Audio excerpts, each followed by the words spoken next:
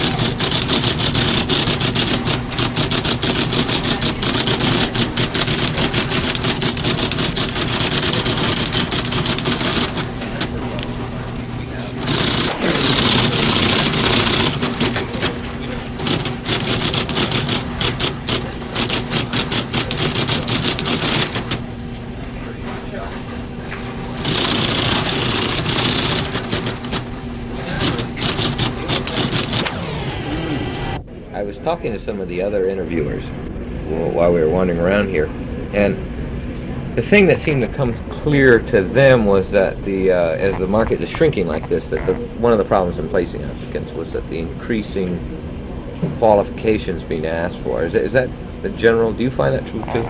In the bookkeeping section, definitely. What? Well, for instance, before when a person would do just posting all day, that job is now combined into the full charge bookkeeping job. All the bookkeeping jobs now have typing on them, at least 40, 45 words a minute, as a regular Girl Friday would do. Because of the economy, employers have consolidated 3 to 4 jobs into one. For instance, the applicant I was just working with runs NCR and Burroughs machines. Now, we find this now on full charge bookkeeping jobs where the bookkeeper before never had to do this. One person did it. Now, they're really trying to get more for less, all right? Yes. I suppose that's... Well, it's not, they don't really want to. It's they cannot afford to do anything but this. We call it an employer's market, but I don't think they're really so happy that it is. They do not have enough business to pay the salaries of all the people. So they consolidate it. It is their market, but I think they'd rather have it more business. But the hassle here then is not the availability of jobs, but qualification of the applicant to the demands. Well, applicants just cannot meet secretarial qualifications, bookkeeping qualifications, and everything in one. And you only have certain skill levels. When you can't combine a floor sweeper with the president of the company. This is the kind of thing they're doing. One person has to do everything. When you find the applicant with the right qualifications, it's rather easy than to place them in a job today, right? If they have the right qualifications, it's no problem at all. Give me that again in one sentence. If they have all the qualifications that the employer wants,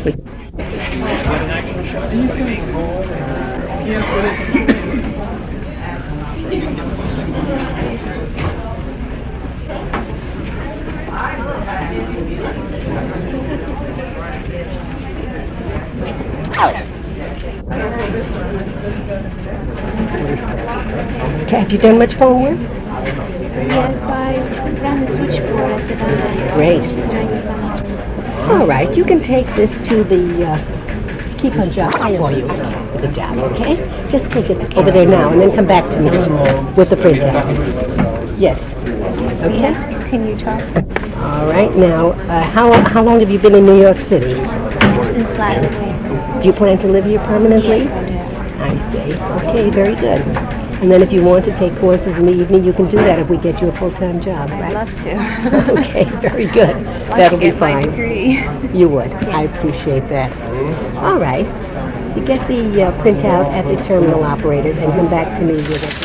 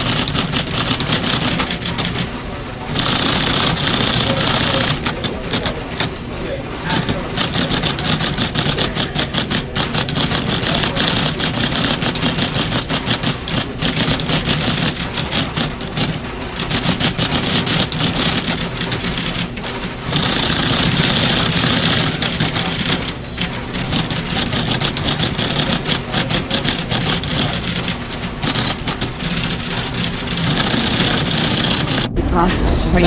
That's, you can cross that out. That's really impossible. Okay. I'll make out this form and you go back over to our computer and get the name of the company out.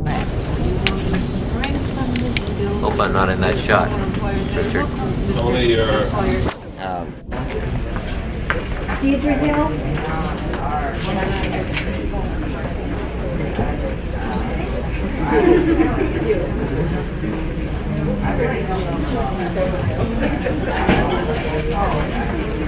Hi, Mrs. Skate.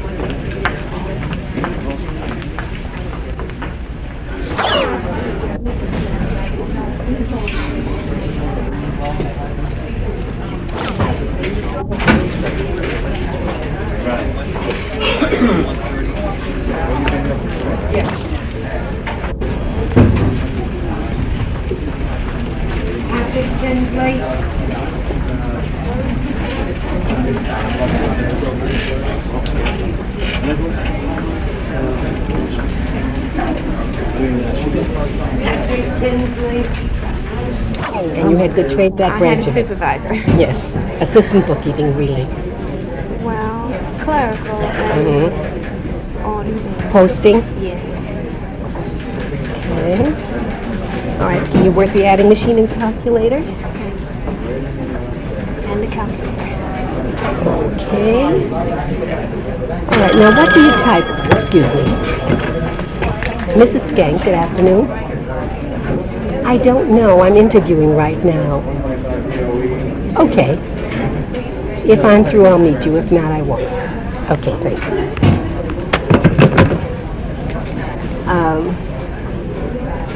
Now let me see. I'd like to make out your proof, your job search in the computer for you. Now, basically, you are a proofreader, so I'll give you the proper coding.